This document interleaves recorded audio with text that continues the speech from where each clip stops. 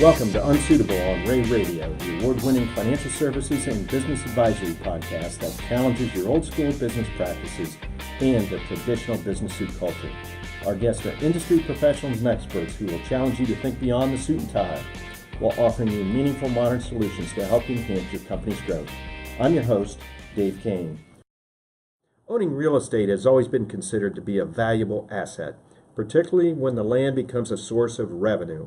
But with the reward of revenue and cash comes the cost associated with taxes, estate planning, and other red tape. Today's guest is going to identify tactics and strategies that can help you maximize the value of your land while minimizing your tax liability. Brian Kempf, a principal in Ray's Millersburg, Ohio office, is famous for developing tax strategies and opportunities for landowners, especially if you're using your land as a source of income or you've inherited some land that is leaving you looking for ways to minimize your tax liability. Let's get started to find out a little bit more about these tax strategies. Welcome to Unsuitable, Brian. Thanks, Dave. It's good to be here. Good. I wanted to start out looking as I looked at your bio, and I know you quite well. I wanted to compliment you on your leadership positions in your communities. I look at your resume, the leadership positions are as long as your arm. So well done. Well, thank you. You're known as a leader in your community and within the firm, so you definitely have invested in your community. I enjoy helping out our community. So fantastic. You know, I also noticed that one of your hobbies that you've listed is cooking. Yes. You know, this time of year, you do a lot of grilling? I do a lot of grilling. We have a garden too, which I enjoy doing, so we eat a lot out of our garden. I enjoy grilling. Stop and get meat at the local grocery store and pick vegetables out of the garden and make something, whatever I feel like making that night. So are you gas grill or charcoal grill, open fire, a little of both? I'm a gas grill for convenience for the most part, but I like smoking if I have time to do it. Pork, beef, chicken, you name it, goes on the smoker. What's your favorite recipe? Probably for the smoker, I enjoy doing pork. Some pork shoulder. Memphis pork shoulder. Yeah, that's probably one of the easiest things for smoking, and one of my favorite as well. Oh, wonderful, wonderful. So I imagine your wife enjoys that. Yeah, she having does. You take now. Who does the cleanup after the cooking? We share it. Depends on what else we have to do that evening and who wants to play with the children, or which children one has to be playing with them. So who needs a bath and yes, all that exactly. jazz, huh? Exactly. Great. You know, as we mentioned in the intro, we're going to talk about a rather complex set of strategies surrounding real estate. Mm-hmm. And I think you've mentioned to me that what we're going to talk about is the current agricultural use value, also known as CAUV. I think you see Correct. that in the real estate duplicates and invoices. So Yep. Tell us a little bit about what the current ag use value means. Yeah, well, this applies largely to farmers and landowners. I live up in Wayne County, so there's still a substantial amount of farm and agriculture up there. So the CAUV, the current agricultural use value, applies to real estate taxes. If you own a commercial property, the county will come in, do an assessment of the value, and you'll pay real estate taxes based on that value. If you own land that you use for commercial farming, commercial agriculture, you are entitled to a reduced rate for your real estate taxes. So rather than being taxed on the greatest use of your land, you can be taxed at an agricultural use, which can be anywhere between 25 and I think the state average is 53% of the market value. So you can save, 75 to 50% on your real estate taxes. Okay, well let me give you an example. See if I understand that. You mentioned in the opening we were talking about cooking and gardening, and you must have a really awesome garden. So let's say that you had 10 acres, which I think you would have that. Let's say you took those vegetables from that garden out to roadside stand, which is commercial, and you sold that. Could you apply for the agricultural use value. Yep, that's a great example. Yeah, if you have 10 acres or more, you are eligible for the CAUV program. You can have 10 acres or less, but you do have to prove that you had at least $2,500 of revenue from those less than 10 acres. So if I had 10 acres of vegetables, I could apply for the program as long as I can show that I've had at least 3 years of production from those 10 acres. It's a program that's administered by each county, so you have to fill out an application. Different by county, by county?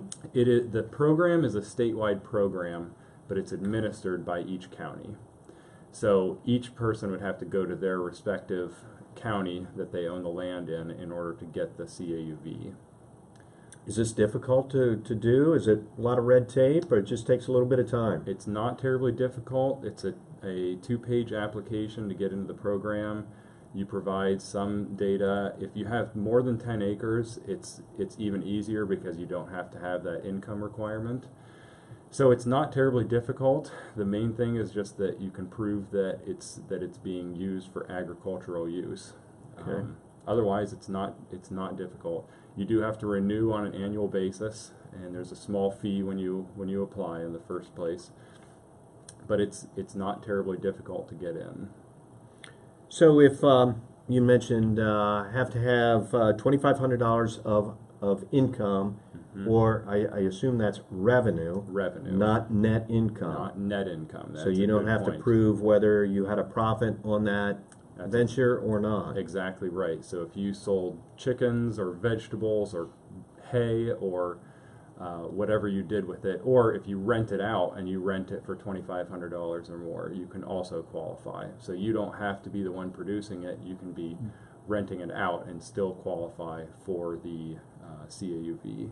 So if I had a business out back that was repairing farm-related equipment, that would also apply. That would not apply. That would not apply. Exactly. It has to be used in agriculture. Even though I'm doing a service for an ag business, that would not apply. So there is a little bit of definition there you have to work through. Exactly. There's certain things. You can get into a lot of details, but there's certain things that qualify for CAUV. But okay.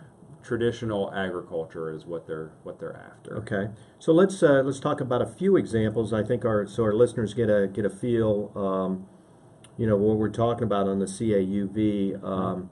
Obviously, we use the example of vegetable garden, which might be, we think of the traditional farming as traditional farming, but there are some other things that may qualify, like the gardening, the roadside stand. What about if I had a Christmas tree farm? That could also apply. Exactly. What if I had ambitions of timber, harvesting timber? Yep, and that's another good planning point. So one thing that you can do is if you have, let's say you have a 20-acre parcel and 12 acres are used for as tillable acreage and you're farming them, and you have 8 acres that are also timber. The 8 acres of timber, even though they are not used for farming, if they're adjacent to the land that is being used for farming, it can qualify under CAUV as well. Okay. So again, do you see, as you talk to clients and prospects, is this being overlooked? Traditionally, what I see is that the program is not being overlooked, but there are some planning points that you can use. One is if you have multiple parcels that are adjacent to each other. So let's say you own 3 4-acre parcels. One parcel is less than 10 acres, but if they are all adjacent and they're all the same ownership, you can lump all 3 parcels to make a 12-acre parcel that would qualify under CAUV. So that's one point that is not always, that is sometimes overlooked. Another is if you have, let's say you own some land personally and you also own some land through a real estate partnership group, and maybe your wife owns some land. So you have 3 different ownership groups, and each has a 4-acre parcel. Because they are not the same ownership, you can't lump them together and qualify. If you were able to have the same ownership on all 3 parcels, you could then qualify for CAUV. Okay. And at 12 acres, it may not be a Sure. big deal, but if you add them up, it can start to save some real dollars, and on an annual basis as well. It just occurred to me, thinking about current events within the state of Ohio and the influx or the medical marijuana about to hit, I would assume that would qualify. That's a great question. I would assume that it could qualify, but that will probably be one of the things that would have to be spelled out in the regulations. So it's more to, there's a lot of gray area, but that could be one, and I've not seen or heard that, but that's possibly one that would. Because, growing vegetables and other plant life would qualify. Okay. Before we move on to some other tax strategies, what kind of dollar amounts are we talking, or discounts from the real estate tax are we talking about if you are approved for the CAUV? Yeah, that's a great question. So in Wayne County, I think that the discount is somewhere around 40% of market value. Okay. So it depends on it depends on a lot of things. There's 3,500 different soil types in Ohio, and the value is based. Part of the value is based on that soil type, and so the CAUV, the value varies from soil type, and it varies from each county as well. So you could see a savings where you pay anywhere between 20, I think the lowest is around 21% of market value, up to a little over 50-some%. But in Wayne County, a lot of what I see is between around 30% in our area. So a significant amount of savings. So you have farmers that are paying $20,000 of real estate taxes, which seems high, but when you consider that they could be paying $60,000 or $70,000 in real estate taxes, it's substantial savings. What would happen under the situation if you were to stop farming? Maybe stop farming all the parcels. It becomes under the area, or you rest a field for a year or so. Do you have to give it back? That's a good question. So if you are letting a field go fallow for a year, you would not have to pay it back. If your intention is to return it to agricultural use. But if you were to develop it, let's say, or sell a parcel off to an outside party, if you remove it from agricultural use, the buyer is required to pay back to the state 3 years of savings. So it could be a couple $1,000s that the buyer would have to repay if they are buying land that was in CAUV previously. Yeah.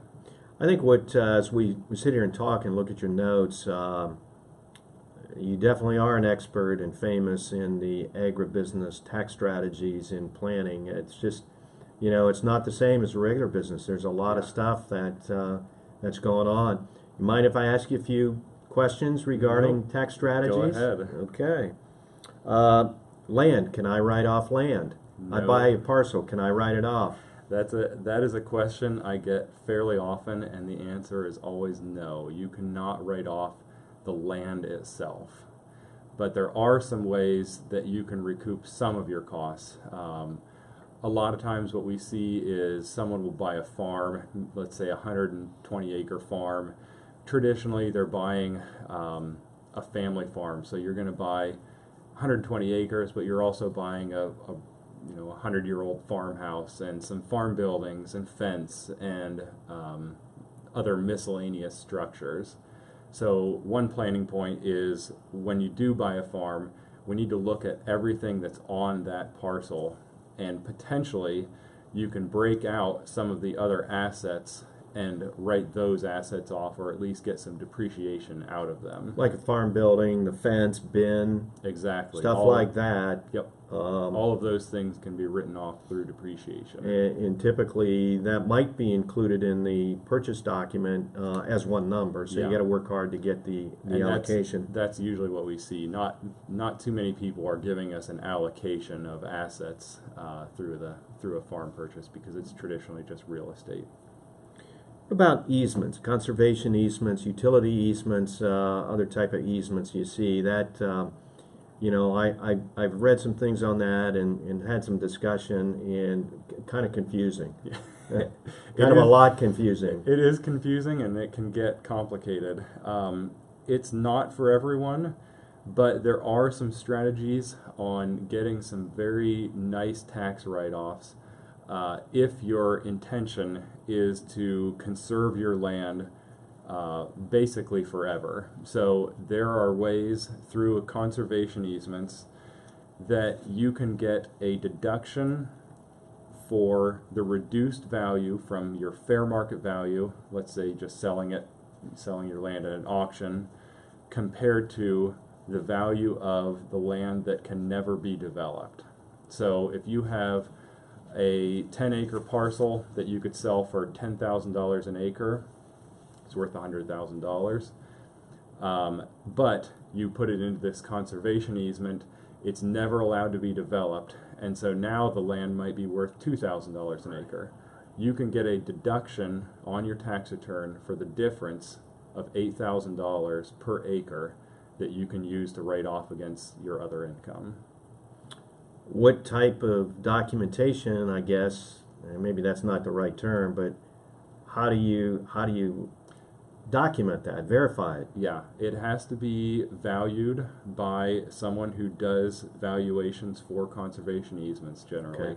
Very specialized. Yes, it is very specialized. You have to follow some very specific rules because it turns out to be a fairly substantial deduction, especially if you're putting 100 acres into this program. You can yield some substantial tax savings. So you want to make sure you have your ducks in a row before you do this, and make sure you follow the letter of the law as well, because when or if you do get audited, you want to be able to provide all that documentation. You can tell by some of the questions I'm a city boy, so the farm corporations don't want a city boy doing their return because they don't live it, they don't feel it, they don't see it. Yeah, exactly. Yeah, I grew up on a farm, and so I'm still very tied into that community. So as and I've traveled through your community quite often. As you travel, you see, at least I have, a significant amount of advertising and billboards on land. I always kind of wondered how's that handled. Obviously, there's some revenue there, but Yep. is there any other things that we would need to be aware of? Traditionally, those are done through a really long-term lease. So you'd see 30, 40-year leases or an easement on the property. So generally, that is going to be ordinary income to the farmer. There's not a lot of planning that you can do on those. It's just straight income. Exactly. So you'd mentioned also earlier, and I know from your practice that you deal with a lot of farms that have been passed down generation to generation to generation, and the value of the land or the basis of the land is very low. So sometimes the family is faced with some difficult decisions if they have to sell the land or there's a death. But what about a gifting of land? Is that you see that happening a lot in your? Yeah, that is a good question. That's something that a lot of farmers, especially farmers that are coming from the baby boomer generation, are facing right now. Is a lot of their retirement is tied up in land, and so there is a lot of estate planning that's going to have to be done for the next 15 to 20 years on how does the farmer retire if they want to pass down land to the next generation. When you're talking about gifting or giving your land through inheritance, for tax purposes, the preferred is to allow it to be passed through inheritance, because you get that step up in basis, like you said. So, someone might have bought land for $100 an acre 45 years ago, and now it's worth $10,000 an acre. If they were to sell it right now, they would have a substantial tax consequence. If their children inherit it at their death, their basis in the land now becomes $10,000 an acre and can basically be sold tax-free. So traditionally, when you're looking at the decision between gifting or selling or passing it through inheritance, we generally shy away from gifting of land for that reason, for that step up in basis. That's a gift from family member to family member, but giving it to a charitable organization, a 501c3 or C6 is, that goes into discussion. Yeah, yep, and that is another very good planning point, is giving of land to charities. Not every charity is going to be able to handle that, but there are certainly 501c3s out there that are willing to handle a donation of land. The benefit you get there is you get a donation equal to the fair market value at the date of the gift, instead of your basis, which may be really low. You may have purchased it for $100 40 years ago. So you get to do two things. You get to take a donation equal to the fair market value, as well as escape any tax on that gain that you would have paid if you had sold it. So that is a very good planning point, especially if someone is looking for some tax write-offs and looking to maybe reduce their estate to pass down. In the next few minutes, we only have a few minutes left, and you just scratched the surface on some pretty significant tax planning ideas and tax strategies. The last thing maybe we could hit, and we just have to touch it briefly because of the time we have, but if I go to sell some land or some acreage, do I have other options? Can I trade that land for another parcel I like and defer the taxes? Yeah, no, that's a great question. So let's say you live in Florida and the winters are just too hot and you want to move back to Ohio and get back to some nice cold winters. You could sell some property that you own in Florida and move back to Ohio, and rather than pay tax on the property down there, you can enter into a 1031 exchange, a like-kind exchange, and defer all of that gain by purchasing some real estate up here in Ohio. And it doesn't have to be land for land. It can be land for a commercial property or some other sort of real estate. So that is another great option you have with land that you don't necessarily have with other investments. How about land for a boat and a sports car? That one you may have to go find Might have to someone be else. a little tricky. Exactly. Our guest today has been Brian Kempf, principal from Millersburg, Ohio, with Ray and Associates, and certainly very, very famous in the area of tax strategy and tactics for landowners and agribusiness. Thanks again for joining us on Unsuitable today, Brian. Great insight. Thank you, Dave. I've learned that there are many ways and many more tactics and strategies out there than I originally thought. You opened my eyes as a city boy. Listeners, I hope you're able to walk away with some new valuable information as well. For next week's episode, in celebration of our 100th episode of Unsuitable on Ray Radio, we're excited to feature what we're going to call Ray's definitive list of 100 best business resources for business owners. We've been compiling our favorite business resources, and we can't wait to share these with you. You won't want to miss that episode. In the meantime, we'd love to hear from you what you think of this podcast. We'd love to give you a chance to help shape the next 100 episodes. All you have to do is send us your thoughts by email to raycpa.com or tag us on Twitter using hashtag RayRadio. Until next time, I'm Dave Kane, encouraging you to loosen up your tie and think outside the box.